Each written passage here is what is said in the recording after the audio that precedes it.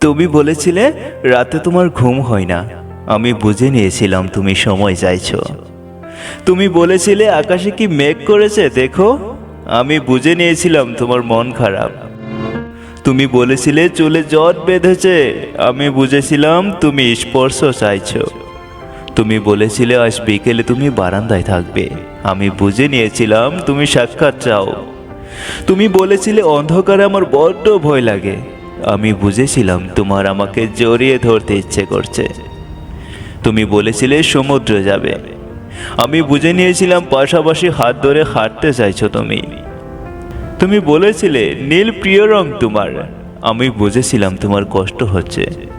তুমি বলেছিলে ঠোঁট ফেটেছে। আমি বুঝে নিয়েছিলাম তুমি চুমু খেতে চাইছো।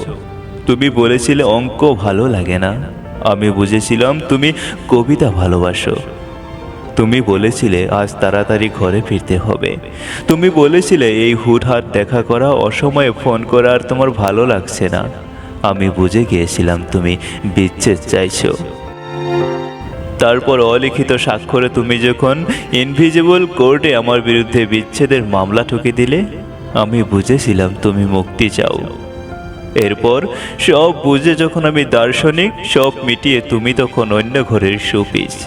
একদিন আমাদের দেখা হলো, তখন তুমি জিজ্ঞেস করেছিলে কেমন আছো। আমি বুঝে গিয়েছিলাম তুমি ভালো নেই।